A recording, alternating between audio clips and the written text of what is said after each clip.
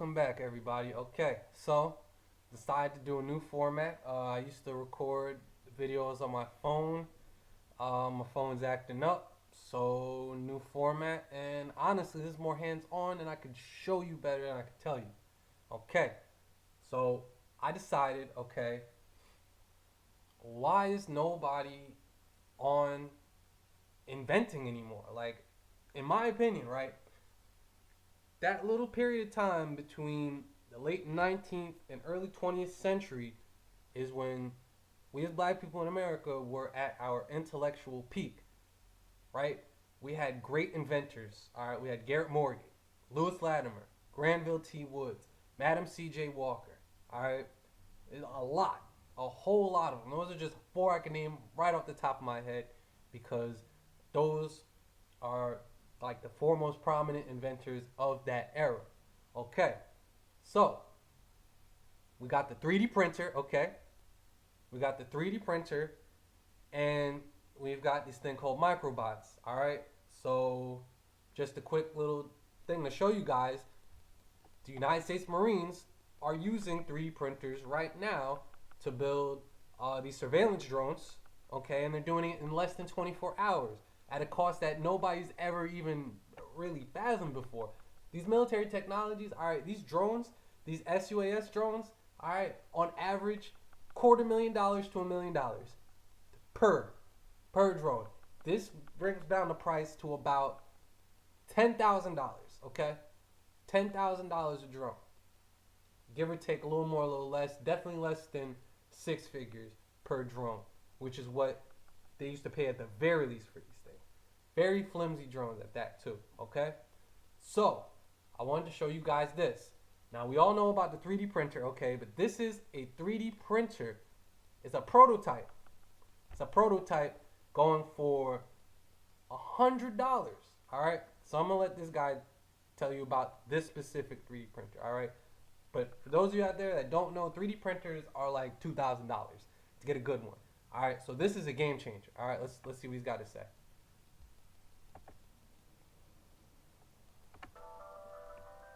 Hey folks, it's Devin here with Make Anything, and this here is the Obsidian 3D printer by Kodama. Or rather, I should say, it's a prototype unit of what will become the Obsidian printer. I just had this thing dropped off the other night so that I could give you guys a little pre-review of this printer before it even goes live on Kickstarter.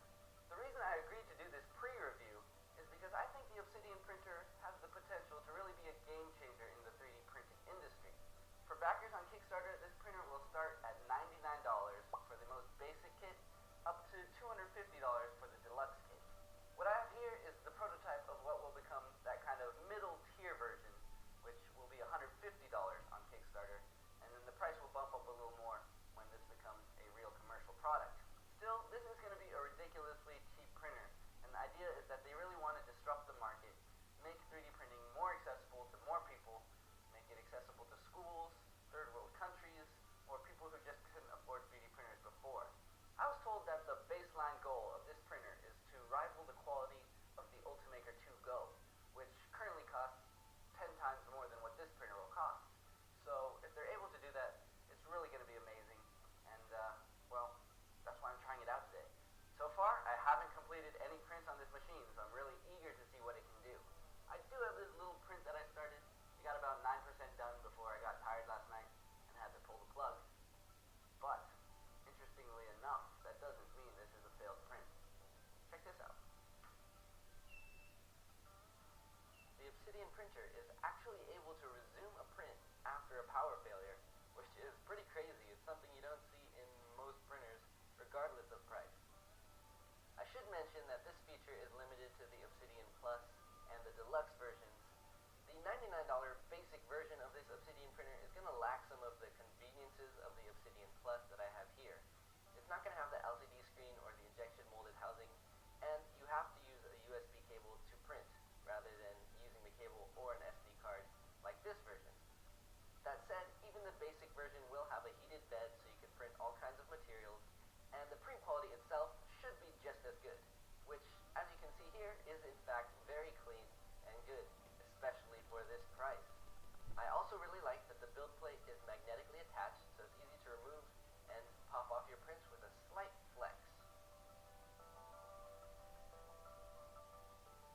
told that the user interface on this LCD here is subject to change, but honestly, it's already pretty darn easy and intuitive compared to most printers, so I have no complaints there.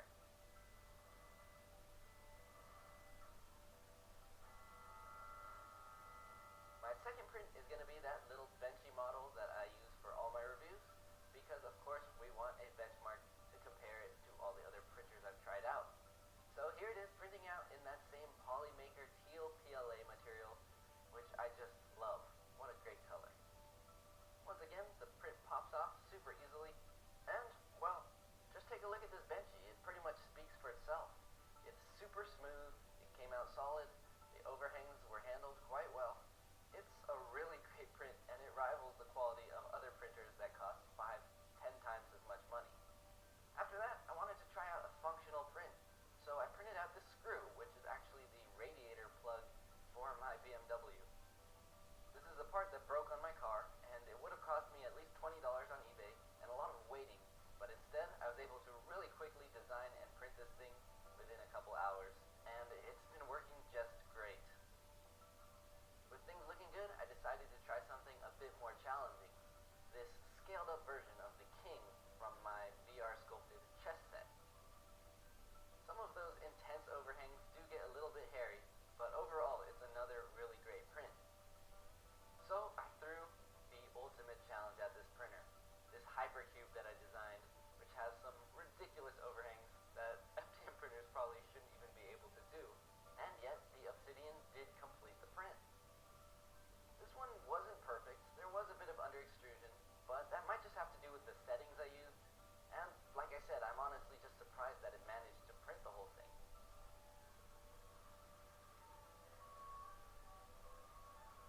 Finally, I decided to print one more base just to test the build height of this printer, and I didn't have much time, so base mode is the way to go when you want to go big and quick. This base shows you the maximum height the Obsidian can print within its 120 by 120 by 120 millimeter build volume. It's definitely not the largest print volume, but it's decent and nothing stopping you from sticking multiple parts together to make larger models. Here are all the parts that I printed on the Obsidian, with the exception of course of that screw that is actually holding my car together, and the fact that these could all potentially come from a $99 printer is pretty mind-boggling. Well guys, I only had 2 short days to play around with this machine, but I've got to say I'm pretty impressed with the results, especially considering the price that this printer is going to be. Alright, so I just wanted to show you guys that $100 3D printer, okay? For the better model, it's extra $50. Very affordable for 3D printers. Like I was saying before, a lot of these 3D printers are thousands of dollars. Alright, so what I really wanted to show you guys, the main thing I wanted to show you guys was these microbots. Alright, these microbots. So this is a video from Wired, at least that's where this video originated from. So yeah, let me show you guys. Say hello to the littlest robots you ever did see. These are microbots, developed at SRI International in Silicon Valley. They range in size from just half a millimeter on a side to about a centimeter. They're light and quick, like very quick. These microbots were inspired by ants, which despite their small stature, can build relatively enormous structures. It's all about teamwork. The magnetic robots jet around on a circuit board, which generates a magnetic field. Different individuals have different jobs, carrying around different components to build complex structures like this lattice. To build it, some robots deposit glue, while others insert the rods. But the microbots aren't limited to these materials. In addition to the glue and the mechanical structure, we can have robots that specialize in handling active components, like resistors, LEDs. That makes this a potentially powerful alternative to 3D printing, which uses plastic to build highly detailed yet relatively weak structures. We can make Okay, just a correction. 3D printers could use more than just plastic. They could use metals. Just look at the ghost guns. But anyway, this is the most important part I want you guys to hear. structures that have Most very important good part. mechanical properties as opposed to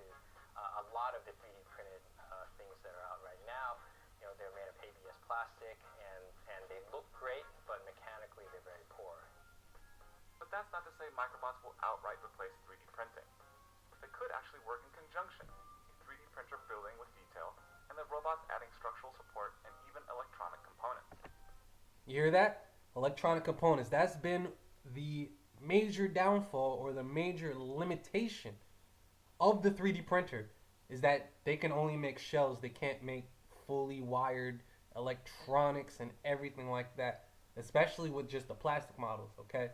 So a lot of people are making cover cases for laptops, Raspberry Pis, iPhone cases, shells for electronics, but they could not make the electronics themselves. But these little robots can. And the combination of this and the 3D printer, like they were just talking about, is the future. I mean, we're talking about.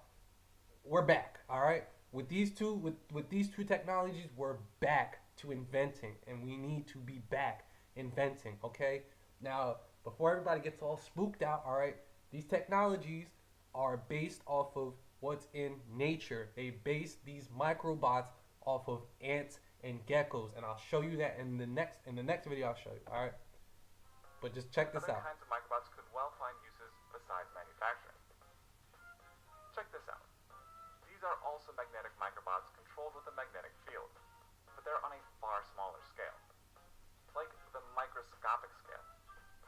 By manipulating the magnetic field, researchers can get the bots to assemble and capture a living yeast cell. Such techniques could be big for medicine one day. Imagine microbots working together to hunt unwanted cells in your body. So sure, these microbots may be extra small, but remember, there is no I in team, or in robot for that matter. All right. So this is the next thing I want to show you guys, just to kind of more drive the point home about these being based off of nature. Okay. Let me see. Fast forward to the point where I want. All right. So check this out, guys. Or 50 times that of the 12-gram robot had it behind it. This robot is able to move forward. Hold on. That of the 12-gram. This full coffee mug has a mass of 600 grams. Or 50 times that of the 12-gram robot had it behind it. This robot is able to move forward, turn, and raise and lower its belly at will. Here's the cool part though, when the micro-robot decides to, it can easily move objects more than 50 times its mass. This is accomplished using the magic of directional adhesives like ants and geckos use in nature. You hear that? Like ants and geckos use in nature. They're using nature. They're using the knowledge of nature to make these technologies. It's nothing like evil. It's nature. Here we look at how the robot is made. It has a controllable adhesive base with a large winch, tow cable and hook, along with a microprocessor and electronics. The winch is used to both pull the large loads and raise and lower the drive wheels here, controlling contact with adhesive on the ground. We see here the adhesive raising and lowering a surface freely without sticking. This is because the adhesive isn't sticky until it starts to pull and shear. Then when the robot wants to, it puts its belly on the ground and pulls and shear, thus sticking it to the surface. Look at it, it's moving a weight.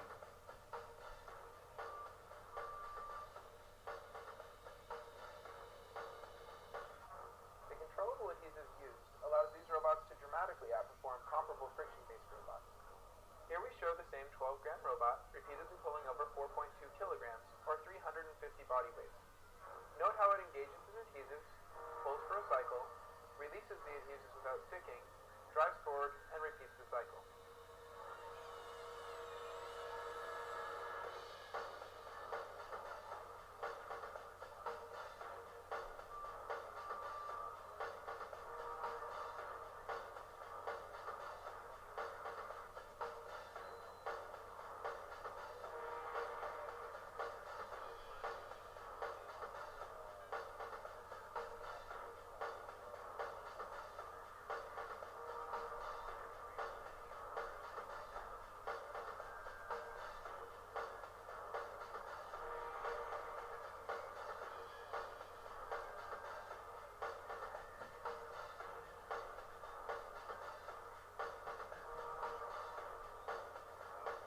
Look at it, it's pulling a car.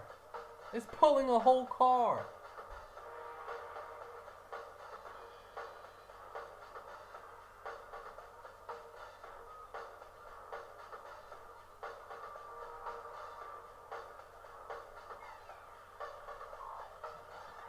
All right. So I just want to show you guys that. Okay. It's basing it off of nature. Okay. So, like I was saying before, 3D printer, these microbots. I'm saying that's the future. That's how we're getting. That's how we're getting. That's the solution. All right, that's the solution. We get back to inventing. No more runarounds about pointing fingers. No, no, no, no, no, no, no, no. Stop that. All right. We're making our way out of this. We're making a solution with our hands. Okay. That's how we beat this. Okay. But for those of you wondering the price of these things, these are quotes from last year. But this technology, at least the microbots, at the scale I was showing you, the SRI ones, the ones that were working, that made that little lattice, that little black lattice, these are the prices for them, right? It's still not quite affordable for the average person, but this is still less than $1 million, so we're getting there, folks. Okay. Now, people like you and me, we cannot afford this quite yet, but this is not some kind of far-fetched, government-only type of technology now, okay? If you have the money as a consumer, you can get it. Okay, this is the commercial prices. Yes, still very expensive, but okay, it is less than $1 million, and in the coming future, the prices will lower. The more, you know, practical applications for consumer products that these have, the more the directive and the necessity for it to be at a lower price that will be. Okay, the same way that when these came out, these 3D printers first came out, they were $10,000. Now look at it, they're making a $100 version of it. Okay, so we gotta be patient. We gotta learn. Okay, we gotta pick up the books. We gotta stop being scared of the technology and realize that it is just practical application of nature, and it is the person using it that makes it good or bad, not the technology itself. So sure, if you have nothing but a bunch of evil people manufacturing this technology and no one else, then yes, okay? Which is why we need to be the ones manufacturing it, okay? So, I'm going to close out with that, but before I close out, I wanted to show you guys this real quick, okay? Okay. A little unrelated to inventing, but it is still tech news. This is coming from MIT Technology Review, okay? Russia has been hacking Western soldiers' smartphones. All right. So those out there trying to say that the Russian narrative is false, I don't know about all of that. Now, mind you, I can stop. I'll say it till I'm blue in the face. All right. Hillary Clinton is a demonic piece of human garbage. She is filth. She is a disgusting, demonic, worthless piece of trash. Okay, and I'm being as nice as I can. That is the nicest things I can say about her. Okay, but that does not change the facts that the Russians have been meddling. Okay, I'll just I'll just put it like this. All right, y'all notice Donald Trump got a weakness for them Eastern European women. Is it really that far fetched to think the Russians got him in a honeypot, got him? He never wanted to be president. Okay, they got him, and now they're doing what they're doing, and now everybody's looking like, what the hell is going on here? All right. But anyway, let me read this article. The fastest route to frontline intelligence may be in the pocket of a soldier. At least that's according to a new report from the Wall Street Journal, which cites U.S. and European officials who say Russia has been attempting to hack the smartphones of NATO troops. How do you hack a soldier's smartphone? According to the report, by using sophisticated drones equipped with surveillance electronics. SUAS drones. Oh God, you could print that with a 3D printer. But I digress. The level of technical requirement is apparently what has military officials concerned that the attacks, which have targeted soldiers on the border between Europe and Russia, I thought those are the same place, but anyway, are being carried out by the Russian state rather than independent hackers. Some soldiers have apparently found their Facebook accounts on their phones hacked, while others have had the phones themselves hijacked and reported as lost. While the hacks may not directly reveal sensitive data, they could be used to ascertain location, identity, and movement of troops on the ground. To find out more about Russia's approaches, developing cyber wars, read the article. Okay, now let me tell you guys this. Okay, when a report comes out like this, okay, saying that they have the capabilities of doing this, and we assure you they didn't get. No, no, no. They got something. All right. You don't make a report like this unless they got something. I'll just put it like that. So the Russians are hacking, and they got information that they weren't supposed to get, and this is kind of assure you, you know what I'm saying, to do two things. Number one, for you to kind of be scared, like, oh my God, they're hacking, but at the same time, kind of give you a feeling like, but America's still got a foot ahead of them in the race, a step ahead of them in the race. And honestly, that could be false. Could be false. We could be losing right now. All right, if that's what you want to call it. But I mean, I don't know, guys. To me, it wouldn't be too far fetched if Donald Trump got into a nice little Eastern European honeypot. I mean, we know the man's not faithful, and he loves, you know, he loves the women from that region, from Eastern Europe, from the Ukraine, from Russia, from the Slavias, and from the Stans, and you know what I'm saying, man? He's got a weakness for him. All right, so I'll just leave it at that. Okay, but on some real guys, we need to get back to inventing. All right, so I'll catch y'all later. Press stop right now.